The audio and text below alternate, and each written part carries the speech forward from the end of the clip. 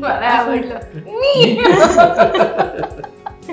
संगीतकार म्हणून नाव कोणाचं आहे तर सुधीर फडकेंचं आहे. कवी म्हणून नाव कोणाचं आहे तर गदी माडगुळकर, शांता शेळके, जगदीश खेबुडकर, अशा लोकांची, असे मोठ्या मोठ्या व्यक्तींची नावं या चित्रपटाशी जोडलेली.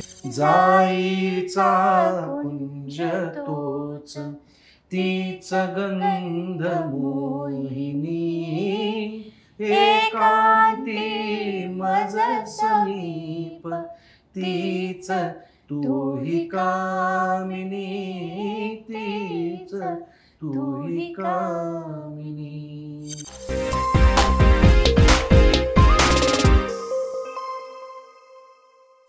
ज्यांची गाणी अगदी कोणत्याही पिढीच्या सुखात आणि दुःखातही सहभागी असतात असे अर्थात स्वरगंधर्व सुधीर फडके म्हणजे बाबूजी, त्यांच्यावर एक बायोपिक येतोय, स्वरमयी बायोपिक. तर त्याच्यामध्ये सुधीर फडक्यांचं काम केलेलं आहे सुनील सर तुम्ही, आणि त्यांची पत्नी ललिताबाईंचं काम केलेलं आहे म्हणून तू. तर खूप खूप स्वागत दोघांचे. जेव्हा कळलं की हा सिनेमा म्हणजे ही भूमिका करायची आहे, तर पहिल्या 10 सेकंदातला विचार काय होता तुमचा मनामध्ये?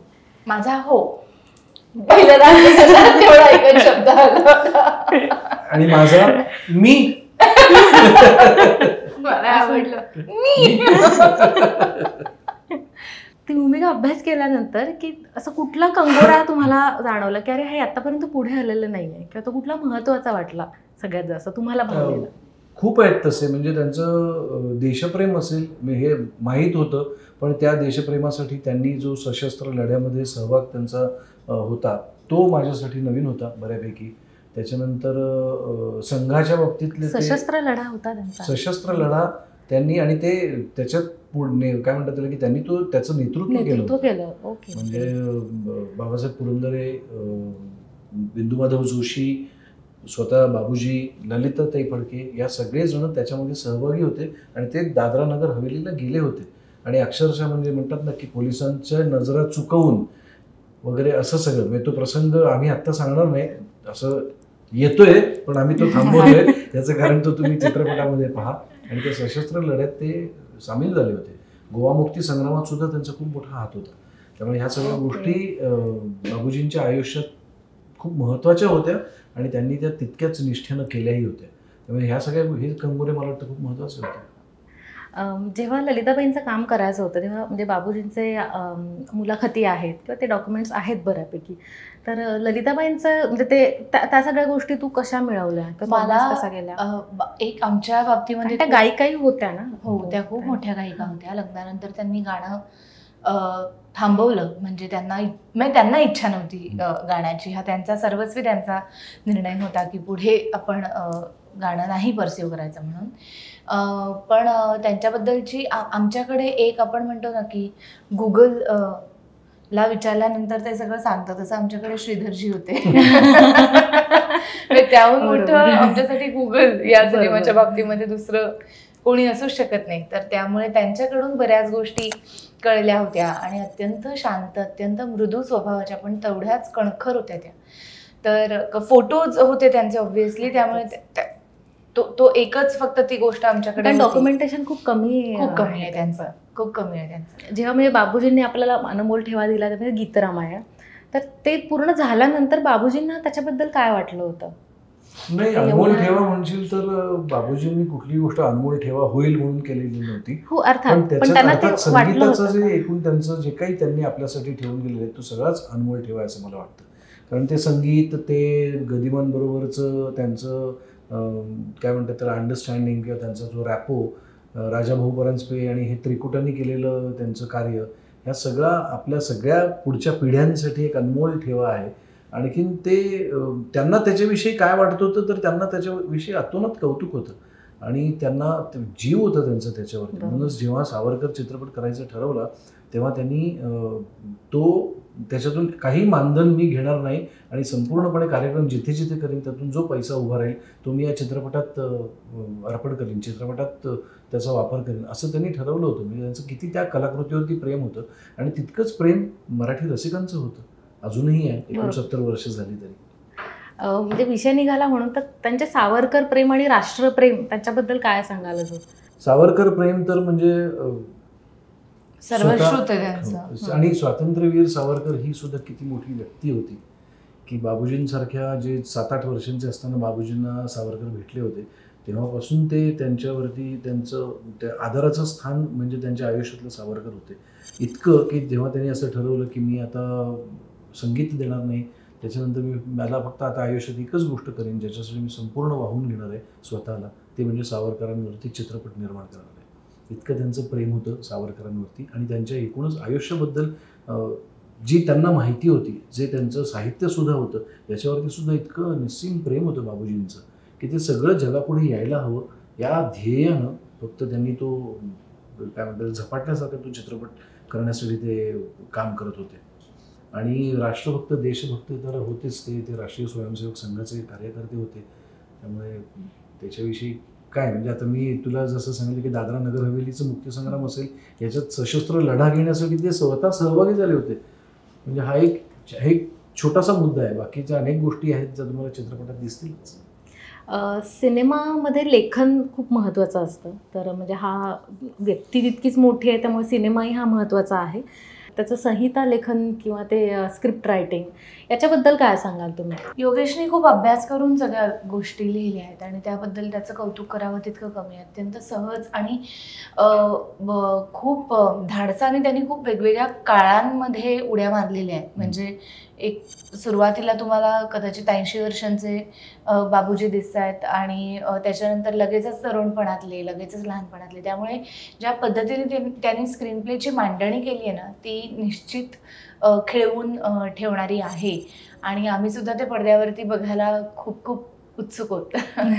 आणि त्याच्या लिखाणाविषयी म्हणशील तर कसं आहे की बाबूजींची आपल्याला मुलाखती पाहता येतात, त्यांची गाणी आपल्याला पाहता येतात, पण बाबूजी वैयक्तिक आयुष्यात ललिताबाईंशी कसे वागायचे, बोलायचे, किंवा गदिमांशी त्यांचं काय रॅपो होता, किंवा राजाभाऊ परांजपेंशी जर का मीटिंग चालू असेल तर त्यांच्यातला संवाद कसा व्हायचा, हा इतक्या स्वाभाविक पद्धतीनं त्यांनी लिहिलेला आहे की खरंच हीच वाक्य कदाचित तेव्हा ते बोलले असतील असं वाटावं, इतकं स्वाभाविकपणे त्यांनी लिहिलेलं आहे.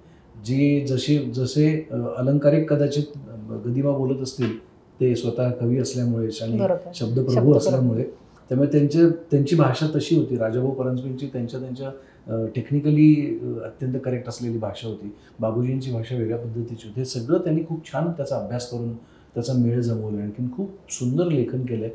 कसं आहे की माझ्या लहानपणी माझे आई वडील काय एक्झॅक्टली बोललेले होते हे मलाही आठवत नाही, तेव्हा ते श्रीधरजींनाही विचारून तशीच्या तशी थोडीच वाक्य येणार आहेत. एक प्रसंग घडला होता याच्यावरती फक्त हा असा प्रसंग घडला होता ज्यामध्ये हे घडलं, तर याच्यावरती बाकीचं फुलवण्याचं काम आहे ते त्या लेखकाचंच आहे. आणि ते त्यांनी इतक्या छान पद्धतीनं मांडलंय. मला वाटतं प्रत्येक कॅरेक्टरच्या खूप जवळ जाणारं लिखाण त्यांनी केलं आहे. म्हणजे त्यांनी प्रत्येक कॅरेक्टरची भाषा वेगळी ठेवली आहे. त्याच्यामुळे लेखक म्हणून त्याचं कौतुक आहे. तर हा एक माइलस्टोन ठरू शकेल 100%. आम्ही तर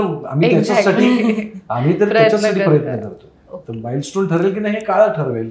आणि माइलस्टोन होते एवढं नक्की. बाबूजी मुळात इतकं मोठं व्यक्तिमत्व आहे की ते संगीत क्षेत्रामधला माइलस्टोन म्हणूनच त्यांचा उल्लेख केला जातो. ललिताबाईंचं आणि बाबूजींचं कसं नातं होतं, त्यांचं काय स्थान होतं? आम्हाला मजा आली या सिनेमातले सीन शूट करताना, कारण तुम्ही याच्या आधी काम केलंय. पण मला ललिताबाई बाबूजींच्या पाठीमागे अत्यंत खंबीरपणे उभ्या राहिल्या. म्हणजे ते म्हणतात ते खोटं नाही आहे की एका यशस्वी पुरुषाच्या पाठीमागे एक स्त्री असते, आणि बाबूजींच्या पाठीमागे ललिताबाई होत्या. त्या अत्यंत प्रेमळ होत्या. घर त्यांनी उत्तम सांभाळलं. स्वतःचं संगीत बाजूला ठेवून त्यांच्या बाबूजींच्या गाण्याबरोबर त्यांनी स्वतःला वाहून घेतलं. म्हणजे त्या प्रत्येक टप्प्यावरती त्यांच्या बरोबरीने होत्या. नातींवरती त्यांचा भयंकर जीव होता. घर त्यांनी बांधून ठेवलं, घर त्यांनी पूर्णपणे सांभाळलं. आणि लग्नाच्या आधी त्यांनी खूप जास्त काम, खूप फेमस होत्या त्या, म्हणजे खूप लहानपणापासून त्या गात होत्या. रफी साहेबांबरोबर त्यांनी काम केलेलं आहे. आशाबाईंबरोबर, लताबाईंबरोबर त्यांनी बरीच गाणी गायलेली आहेत. त्यामुळे म्हणजे बाबूजींपेक्षा लग्नाच्या वेळेला ललिताबाईंचं नाव जास्त मोठं होतं. इतपत म्हणजे तफावत होती त्यांच्यामध्ये लग्नाच्या आधी. आणि आताच्या भाषेत सांगायचं ना, म्हणजे तेव्हा प्रेम हा शब्द उच्चारणं सुद्धा त्या काळामध्ये व्यक्त करायचे. पण मला असं चित्रपट एकूण जे काही आम्ही पाहिलं नातं, त्याच्यावरून असं वाटतं की त्यांचं दोघांचं एकमेकांवर खूप प्रेम होतं. तुम्हाला कधी कधी ते जाणवलं म्हणजे की अरे हे आताच्या काळात नाही बघायला मिळत किंवा या नात्यांमध्ये तसे प्रसंग नाही आहेत. म्हणजे असं एखादं सॉफ्ट प्रसंग एखादा दाखवावा की जिथे त्यांचं प्रेम व्यक्त होईल असे प्रसंग नव्हते. पण ते ज्या पद्धतीनं त्यांनी ललिताबाईंनी होकार दिला असेल बाबूजींना, जे खरं तर स्ट्रगलर होते, पण तरी सुद्धा ते म्हणाले की नाही, त्यांना कदाचित दिसली असेल ना त्या व्यक्तीमधली प्रतिभा, म्हणून ते म्हणाले की मी तुमच्यावर लग्न करायला तयार आहे, फक्त मी गाणार नाही याच्या पुढे लग्न झाल्यानंतर. हे त्यांनी ज्या हेतूने सांगितलं असेल तो प्रसंग असेल, किंवा जेव्हा ते म्हणतात की श्रीधरची काळजी करू नका, श्रीधरकडे मी आहे, पण ह्या तुमच्या समर प्रसंगामध्ये जेव्हा आपल्याला जायचं आहे दादरा नगर हवेलीच्या मुक्त संग्रामात, तेव्हा मी तुमच्याबरोबर असणं खूप आवश्यक आहे. त्यामुळे त्यांचा पाठिंबा आणि त्यांच्या बरोबरीने येणं, किंवा गीत रामायणाच्या वेळेला सुद्धा माईक समोर उभं राहणार नाहीत, पण लहान मुलांचा आवाज देण्यासाठी मात्र ललिताबाई तिथे होत्या आणि त्या गायल्या होत्या, कोरसमध्ये त्या गायल्या. त्यामुळे हे सगळे प्रसंग असतील, ह्याच्यातून बारीक बारीक गोष्टींवरून तुला कळतं की यांचं तिच्याशिवाय आणि तिचं यांच्याशिवाय. आणि तेव्हाच्या काळामध्ये ना खूप समजूतदारपणा होता. म्हणजे तू पुढे जातोयस का, मग मी मागे राहते, ही समर्पणाची भावना तेव्हा होती. तर ती या चित्रपटामध्ये दिसायला मिळत नाही. एकमेकांना धरून राहणं हे आहे. म्हणजे त्यांचं कॅरेक्टर पुढे आणणं म्हणजे ही पण खूप मोठी जबाबदारी आहे. म्हणजे संगीत हा, त्यांचे शब्द, संगीत हा कणा आहे या सिनेमाचा. तेव्हा सेटवर जेव्हा ती गाणी लागायची तेव्हा कसा माहोल असायचा? काय वाटतंय तुला? हाच प्रश्न आम्ही तुला विचारतो की तू जेव्हा बाबूजींची गाणी तुझ्या घरी ऐकतेस, फगेट सेटवरती शूट होतंय किंवा काही होतंय, बाबूजींची गाणी कुठेही ऐकल्यानंतर जो माहोल तयार होतो तोच माहोल सेटवरती सुद्धा होता, थ्रू आउट होता. आमच्या गाड्यांमध्ये सुद्धा तीच गाणी लागायची. त्यामुळे आम्ही पुन्हा पुन्हा ती गाणी आम्हाला ऐकायला मिळाली आणि जगायला मिळाली, याचा आम्हाला खूप जास्त अप्रूप आहे आणि आनंद आहे. हे कॅरेक्टर्स पोर्ट्रे केल्यानंतर तुमच्या जगण्यात तुमच्या जगण्यात काय फरक झालाय किंवा तुम्ही त्याच्यातून काय घेतलं? बरंच काही घेतलंय, पण आता म्हणजे ते असं ना मांडू नाही शकणार. कदाचित इथून पुढच्या माझ्या वाटचालीमध्ये जे माझ्याबरोबर कलाकार आधी काम करून गेले त्यांना कदाचित काही जाणवलं तर मला ते कळेल की ओके माझ्यात फरक पडला. वैयक्तिक दृष्ट्या म्हणशील तर मला अर्थातच त्यांचं जी ध्येयासक्त होते तशा पद्धतीनं आपल्याला आयुष्य जगता आलं पाहिजे असं वाटलं, की ज्या निष्ठेनं तुम्ही तुमची कला जोपासता आणि त्याचं सादरीकरण करता, ती निष्ठा असेल आणि त्याच्याबद्दलचं प्रेम असेल, ह्या सगळ्या गोष्टी निश्चितच शिकायला मिळाल्या. तुमचं आवडतं गाणं कुठलं आहे बाबूजींचं वैयक्तिक, की तुम्ही ते कधीही 24 तास ऐकू शकता? सगळी गाणी. तरी त्यातल्या तर एखादं म्हणजे तू भक्तिगीत म्हणालीस तरी सुद्धा गीत रामायणातलं एखादं भक्तिगीत येईल, तो एखादं हो फिरत्या चाकावरती देशी मातीला आकार, ते असेल गाणं. किंवा रोमांस आहे. हो, आता जे कार्य दुरावा कार्य अबोला अपराध माझा असा काय झाला मध्ये, ते ज्या पद्धतीनं धरी हनुवटीला असं म्हणतात आणि त्याच्याबद्दल जेव्हाची जी चाल आहे ती इतकी सुंदर आहे. धुंदी कळ्यांना असेल हे गाणं असेल, त्या गाण्याच्या चालीबद्दल सुद्धा हो चंद्राय साक्षीला असेल, खूप आहेत. म्हणजे त्याच्या बरोबरीने मला पराधीन आहे जगती हे मला त्यांचं कायम आवडतं गाणं. आणि ते गाणं जितकं तुम्ही ऐकाल त्याचं प्रत्येक कडवं तितकं तुम्हाला ते खूप विचार करायला लावतं. असं खूप प्रगल्भ गाणं आहे, खूप फिलॉसॉफिकल आणि आयुष्याबद्दल खूप काही सांगणारं ते गाणं आहे असं वाटतं. आणि त्याच्याबरोबरची अर्थातच बाबूजींची चाल.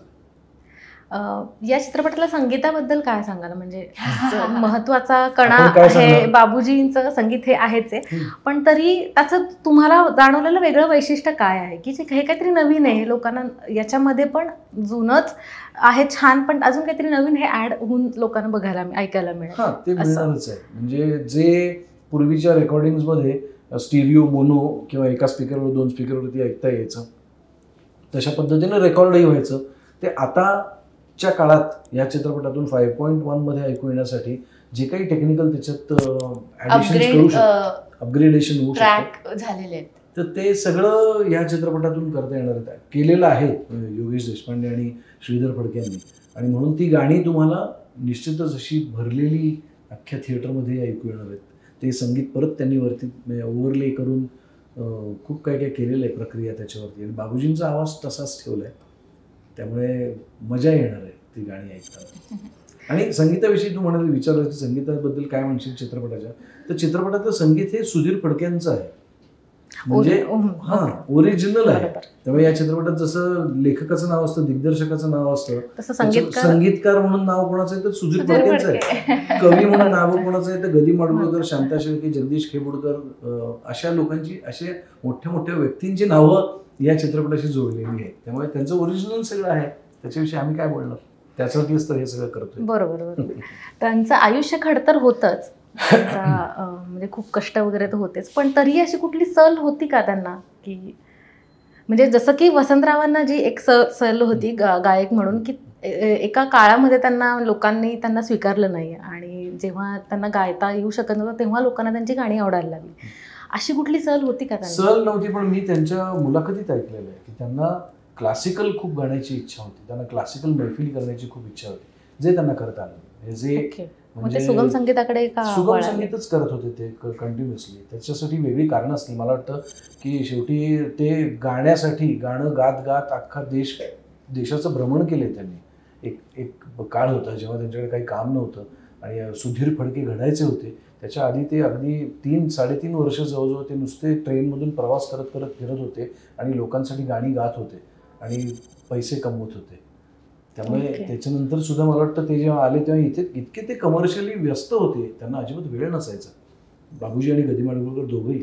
त्यामुळे त्यांनी मला वाटतं मग त्यांचं ते आता ते जे काम आलंय ते इतक्या मनापासून त्यांनी केलं की तेच करत राहिले. पण त्यांचं असं असतं ना की आवडी राहून जातात जोपासायच्या. म्हणजे आता सुनील दादा मे बी ऍक्टर आहे, तो भयंकर बिझी असतो आणि त्याला जर का काय गिटार वाजवायला आवडत असेल तर तो जो वेळ, ती एक सल असते ना की माझं ते वाद्य शिकायचं किंवा त्याच्यामध्ये मास्टरी करायची राहून गेली कारण मी माझ्या प्रोफेशन मध्ये खूप अडकलो, तर तसं काहीसं असेल.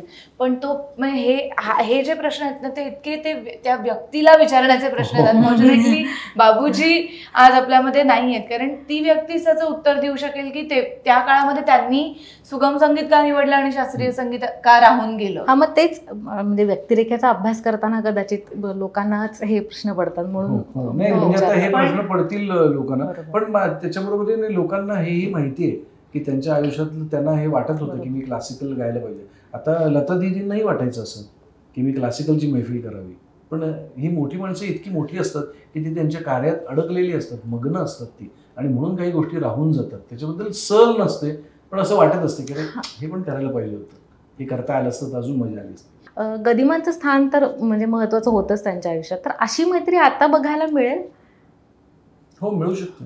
मला असं वाटतं की त्या मैत्रीचं काही ते वेगळ्या विचारसरणीचे होते तरीही म्हणजे ते जेव्हा एकत्र वैयक्तिक कलेच्या आड यायचे नाहीत त्यामुळे